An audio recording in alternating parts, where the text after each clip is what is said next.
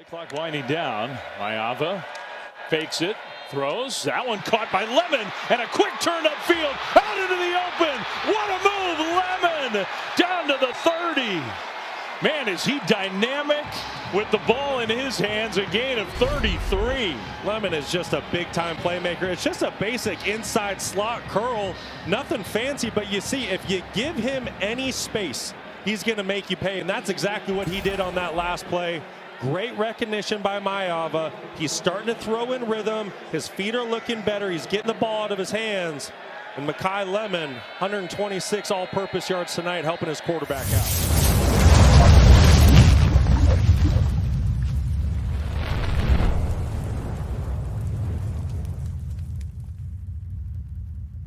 And welcome everybody to the glorious episode of Student Body Right USC podcast. I'm your host, Dwayne Douglas. And as always, I am podcasting on the beautiful shores of the Pacific Ocean. Beautiful day out here in Southern California. PORSPR is my Twitter handle. Check me out there. Also on Blue Sky and everywhere else. Threads or Instagram, however you want to find it. I am very much like Deion Sanders. I ain't hard to find. Real name on the internet. So you can always look up Dwayne Douglas there. USC, we talked about that their victory over the Aggies. They win that game 35-31. It's a great comeback, but where there is a comeback, you put yourself in a position to have to come back, and that's an issue for them. But this is going to be all kind of an off-season breakdown of like position groups and how they did. And as far as the quarterbacks go, now as far as Miller Moss, we talked about Miller Moss kind of at length. I think Coach B was kind of the first one to say that, hey, excuse me, Miller wasn't the guy.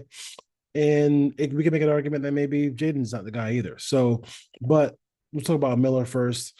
I think the biggest thing about Miller Moss is, and, didn't really have, he couldn't really throw the entire route tree.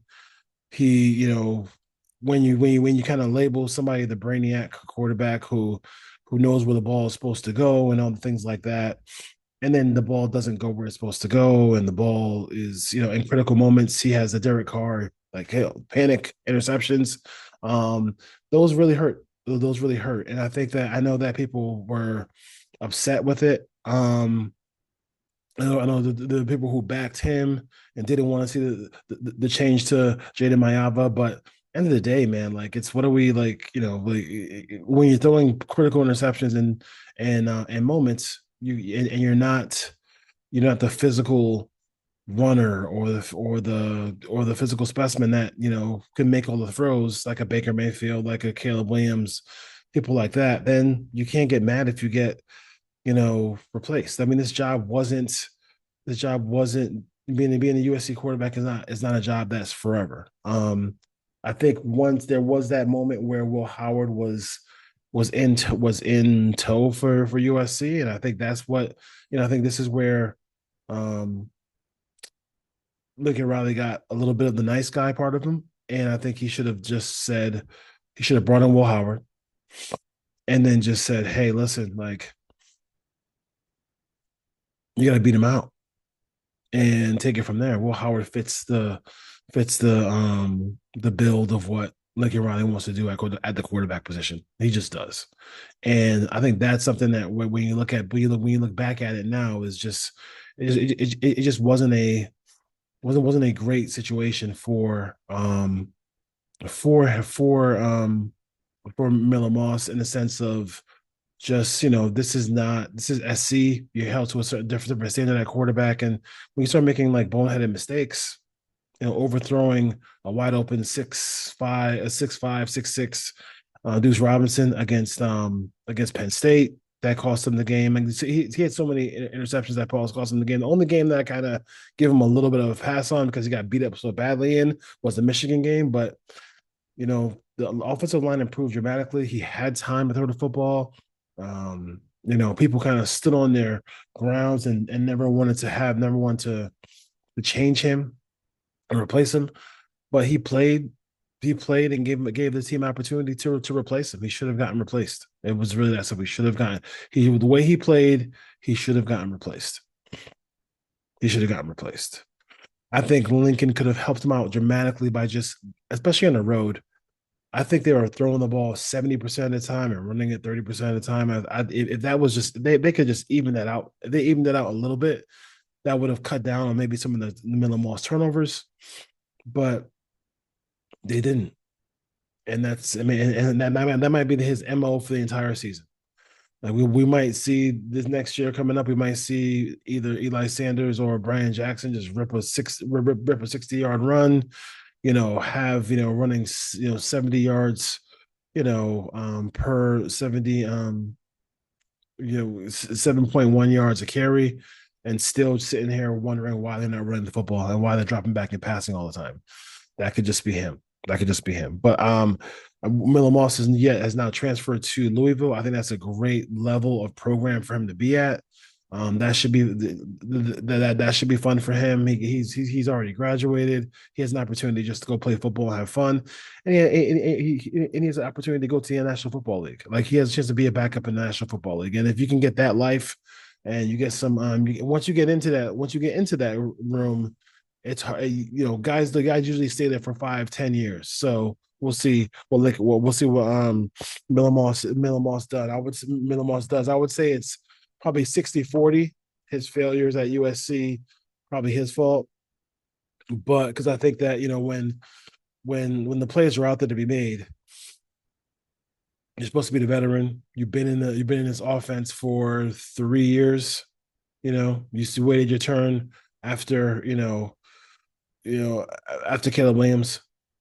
And then now, when he had the opportunity, got to a nice little start, but at the end of the day, just couldn't get it done. So wish him all the luck at Louisville.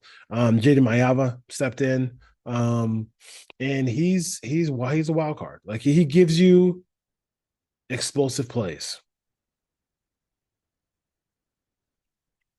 on both sides. He gives you explosive plays and possibly giving pick sixes away.